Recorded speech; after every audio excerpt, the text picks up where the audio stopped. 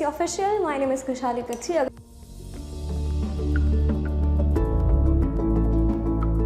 अभी भी आप लोगों ने लाइक शेयर सब्सक्राइब नहीं किया है तो फटाफट से कर दीजिए। स्टार्ट करते हैं। आज हम लोग सॉल्व करने वाले हैं गाला पेपर नंबर 5। देखते हैं कि इसमें कौन कौन सी चीजें आती हैं। स्टार्ट करते हैं। सबसे पहले आता है सेक्शन नंबर ए और सेक्शन नंबर बी हम लोग करने वाले हैं। सेक्शन नंबर ए और बी में हम लोग क्या क्या करने वाले हैं सुन लो पहले। सबसे पहली चीज़, काफ़ी लोग ऐसे होंगे जो यहाँ से ही स्किप करना स्टार्ट कर देंगे, फटाफट स्किप कर लेते हैं और एंड कर देते हैं ये वीडियो, हमें आंसर्स मिल गए। भाई साहब, मैं हर एमसीक्यू के साथ सिखा रही हूँ कि भाई अगर ये क्वेश्चन नहीं तो दूसरा कुछ अगर पूछ ले तो आपको आना चाहिए, ठीक है। तो इट डिपेंड्स अपॉन यू, आपको फटाफट से देखना है तो इट्स फाइन। चलो, अब दूसरी चीज़, अगर आप अच्छे से देख रहे हैं तो भाई यहाँ पे लिखना मत भूलिएगा जीनियस, ठीक है। ये आपके अटेंडेंस है, इससे मुझे पता चलेगा जेन्युइनली आप वीडियो देख रहे हो, ठीक है। चलो स्टार्ट करते हैं। सेक्शन नंबर ए का first question, which of the following is useful in studying the regular and irregular long term changes in economic activity. तो इसमें से कौन सी चीज़, कौन सा ग्राफ हम लोग यूज़ करते हैं जिससे पता चलता है रेगुलर या इररेगुलर चेंजेस आ रहे हैं इकोनॉमी में? नहीं, आंसर आता है दैट इज़ टाइम सीरीज। ये एक लाइन लिखी गई है आपके टेक्स्ट बुक में, जब आप टाइम सीरीज ग्राफ के बारे में डिटेल में पढ़ोगे तो ये ही एग्जैक्ट लाइन लिखी गई है और आंसर बन जाता है हमारा टाइम सीरीज ग्राफ। मिलते हैं बाद में, देखते हैं second question, which of the following statement is true for internet in the present time. भाई असली में अभी के लिए किसके लिए ये क्या काम है? तो पहला है it is a tool for studying, fulfills the role of teacher in the process of studying. Okay, देखते हैं। चलो, it is a close substitute of for schools, it is the only tool for entertainment for use. अगर यार इंसान अगर logically भी सोचे तो हम पढ़ने में ही ऐसा पढ़ रहे हैं कि भाई पहली चीज़ कि ये तो टीचर का फुलफिल कर देगा रोल, ये तो सब्सटीट्यूट है स्कूल्स का, ठीक है। तो आपको गुमराह किया जा रहा है, ठीक है। आप तो यही इच्छते हो कि अपन टिक मार दें, ठीक है। इट इज़ ओनली एंटरटेनमेंट तो नहीं, हमें बहुत सारी इन्फॉर्मेशन मिलती है, बहुत सारी अच्छी अच्छी चीज़ें मिलती है। तो हम लोग बोलेंगे कि कोई भी एज में आप अगर YouTube से कुकिंग भी सीख रहे हो तो it is a tool for studying, आपको कुछ ना कुछ पढ़ा रही है, ठीक है। तो भाई इंटरनेट के लिए ये बेस्ट लाइन सूट होती है। तो हमारा MCQ का पहला आंसर बन जाता है A. Development is a multi dimensional process. देखो भाई हर पेपर में आपको एक डेफिनेशन दी गई है और उस डेफिनेशन से आपको मीनिंग, तो इन शॉर्ट आपको एक चीज़ तो क्लियर हो गई है फिफ्थ हम लोग पेपर में पहुंचे तब तक कि भाई हर डेफिनेशन आपको आनी चाहिए और डेफिनेशन किसने दी वो भी पता होनी चाहिए। तो भाई development is a multi dimensional process, किसने दी है ये डेफिनेशन? दी है टोडारो ने। मूविंग फॉरवर्ड, अब जैसे how many main indicators are there of economic development, तो टोटल देखने जाओगे तो 4। एक है नेशनल इनकम, एक है पर कैपिटा इनकम, एक है physical quality of life index और दूसरा है HDI। मतलब टोटल हुए 4। तो मेरे आंसर 4 में अगर आ रहा है तो मेरा आंसर होगा 4, ठीक है। तो इस हिसाब से ही आपको लॉजिकली ही सॉल्व करना है कि क्या जा रहा है। What is the type of inflation? जब गवर्नमेंट कंट्रोल करना चाहती है इन्फ्लेशन थ्रू रूल्स और लॉज, जब गवर्नमेंट कंट्रोल करती है तो कौन सा आता है? एक बहुत स्पेसिफिकली एक लाइन टेक्स्ट बुक में दी गई है, उसे बोला जाता है suppressed inflation. This could be asked for 1 mark और लाइक 1 लाइनर। 1 मार्क मतलब 1 लाइनर में ये पूछ सकते हैं, ठीक है।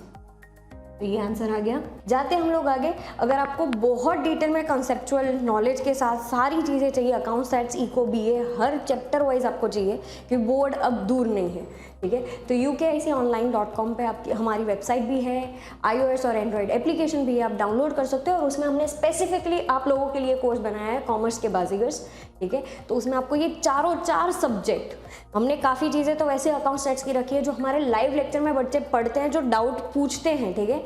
उसमें से भी हम लोगों ने वो रखे गए हैं जिसमें से आप बहुत डिटेल में पढ़ पाओगे कि भाई एक्चुअली में इक्विटी शेयर क्या है, असली में डिबेंचर्स क्या है, असली में एडमिशन का क्यों गुडविल का एंट्री यहाँ से वहाँ पे जाता है। और जब बच्चा एक्चुअली में डाउट पूछता है, ठीक है, वो एक अकाउंट सेट्स में अगर आपको वो भी पता चले कि हाँ इसमें क्यों ये किया गया है, तो डाउट से एक कारण भी उदयन सर को नहीं यहाँ पे बच्चा डगमगा जाएगा, तो वो और ज़्यादा डिटेल में वहाँ पे समझाते हैं।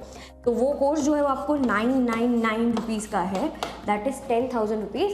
अगर आप डिवाइड करना चाहोगे तो 2500 रुपये का एक आपका सब्जेक्ट हो जाता है, ठीक है। तो आप वहाँ पे जाके कॉमर्स के बारे में लिंक डिस्क्रिप्शन में है, आप एक बार गो थ्रू कर लेना, ठीक है। जाते हम लोग आगे 6th MCQ में। How many are the quantitative instruments of monetary policy? कितनी क्वांटिटेटिव है? टोटल 7 है। Repo rate, reverse repo rate करके आप पूरा गिन लेना। क्वांटिटेटिव का टोटल 7 है। Who has the authority to issue 1 rupee currents? भाई ट्विस्ट है, हाई ट्विस्ट है यहाँ पे। 1 रुपी करेंसी नोट एक ही जन को अलाउड है, आरबीआई को नहीं। काफी बच्चे ये टिक करके आएंगे, पर असली आंसर है फाइनेंस मिनिस्ट्री ऑफ इंडिया। ठीक है, ये गुमराह करने वाला क्वेश्चन है। ये 1 लाइनर में आपका वो जो हम लोग जब चैप्टर नंबर 4 पढ़ रहे हैं उसमें भी ये लाइन लिखी गई है। ओह, ऐसा है क्या? Moving forward, what is the monthly amount decided, ये ऑलरेडी एमसीक्यू आ गया था 1000। ठीक है, अब जाते हैं हम लोग आगे। What was the percentage of mall nourish people in India, मैंने बाजीगर बैच में भी बहुत अच्छे से समझाया गया है, ऑफलाइन बच्चों को भी समझाया भाई माल नरिश कितने हैं टोटल। ये अगस्त 2021 में भी है, मैंने बोला था कि डेटा वैसे करके आना। पूरे आपके क्वेश्चन पेपर में CDE में इतने ज़्यादा डेटा नहीं होगा, पर डेटा आपने पढ़े हैं कि नहीं उसका प्रूफ तो MCQ ऑनलाइनर से वो लो लेंगे। ये 15.2%।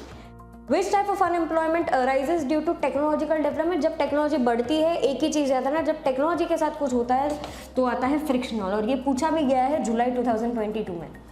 Which day is declared as employment day, काफ़ी बच्चे जो होंगे वो लिखेंगे 2 October is declared as employment day, मतलब दृश्यम वाला माइंड में डाल के जाएंगे कि भाई वो 2 अक्टूबर को पाव भाजी खाने गया था, पर एक्चुअली में आंसर है इसका 2 फरवरी।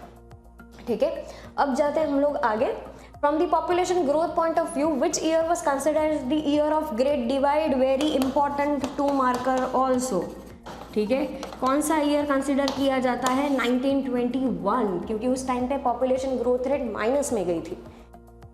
चलो, how much percentage population live in rural area as per 2011 census, कितने लोग अभी भी रहते हैं? 68.8%। चलो, how much was the contribution of agriculture in national income, कितना कंट्रीब्यूट करके देती है? 13.9%। ठीक है, 13.8, ये सारे डेटा ही है। जाते हैं हम लोग आगे। In which of the following are the tangible and intangible goods included, कौन सा बोला जाता है? Balance of payment. Moving forward, अब जाते हैं which of the following reasons is not reason for foreign trade, foreign trade करने का कोई भी रीजन नहीं बनता। भाई स्पेशलाइजेशन के लिए हम लोग करते हैं, ठीक है, वो तो सही है कि उनके पास कोई स्पेशल है, दूसरी कंट्री के पास है तो करा जाता है। टेक्नोलॉजी उनकी अच्छी है तो हम उनके साथ ट्रेड करते हैं, भाई टेक्नोलॉजी हमें दे दो भाई। रिसोर्सेज उनके पास है, जैसे पेट्रोलियम हम प्रोडक्ट बोले या क्रूड ऑयल है, वो अरब कंट्रीज के पास ज़्यादा है तो हम उनके साथ ट्रेड करते हैं। तो ये 3 तो फिक्स है कि इस वजह से ही हम लोग इंटरनेशनल ट्रेड करते हैं। तो चौथा किसके लिए बचा? तो ये वाला ही आंसर ऐसा है जो which of the following is not, तो political is not the correct answer. Moving forward, what is the amount of investment limit in tiny industries, कितने रुपए तक का टाइनी इंडस्ट्रीज होता है? ये सब भूल जाओ, ये डॉलर का साइन नहीं है।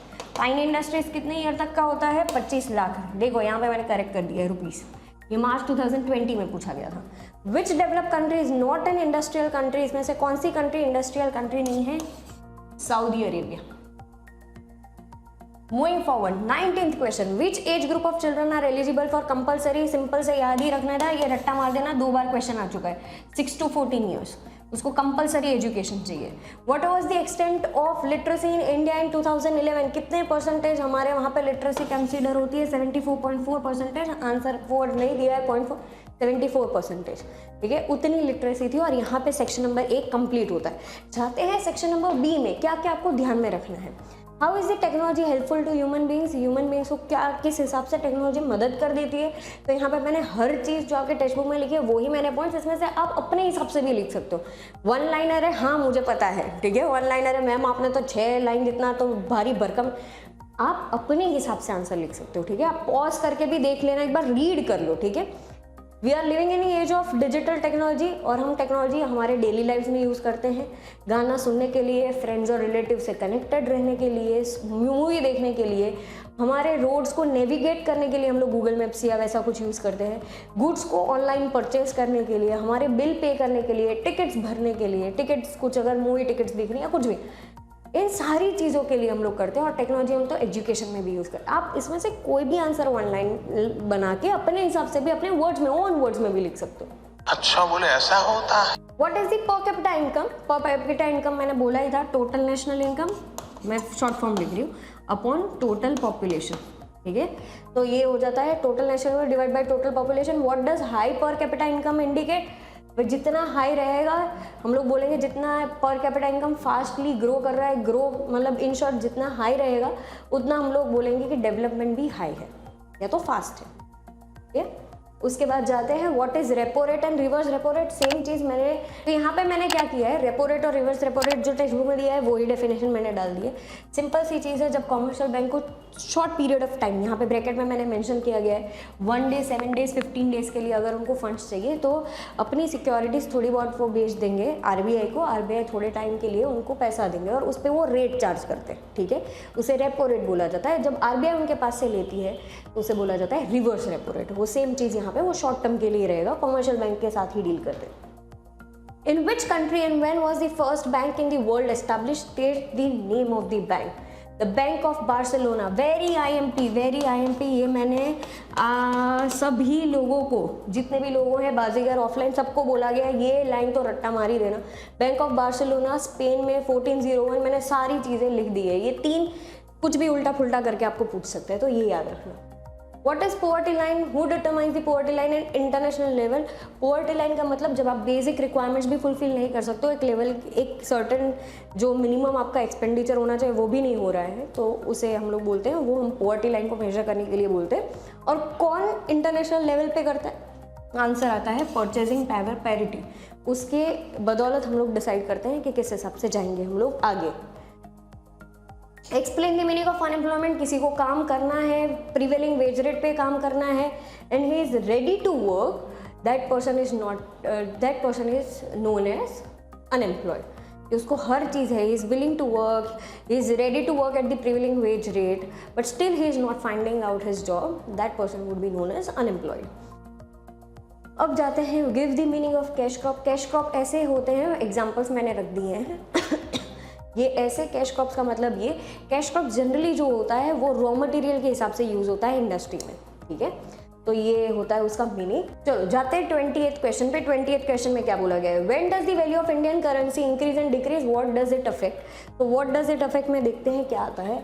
सबसे पहली चीज़ यहाँ पे मैंने मेंशन की गई है कि अगर एक्सचेंज रेट राइज हो जाता है, एक्सचेंज रेट राइज हो जाता है तो ऑटोमेटिकली मैं ऐसा बोलूँगी कि पहले इंडिया का रुपी का वैल्यू था 60, अब हो गया है 65, ठीक है, पहले 60 था 65, तो हम लोग खुश हो जाएंगे, वाह $1 इज इक्वल टू 65 रुपीज़, ठीक है, हम लोग खुश हो गए। बट नहीं, जब भाव बढ़ जाता है, पहले $1 का हम 60 रुपीज़ देते थे, अब 65 रुपीज़ दे रहे हैं, तो दैट मीन्स कि मेरे इंडिया की जो रुपी की वैल्यू है वो डिक्रीज हो गई है या डिक्लाइन हो गई है।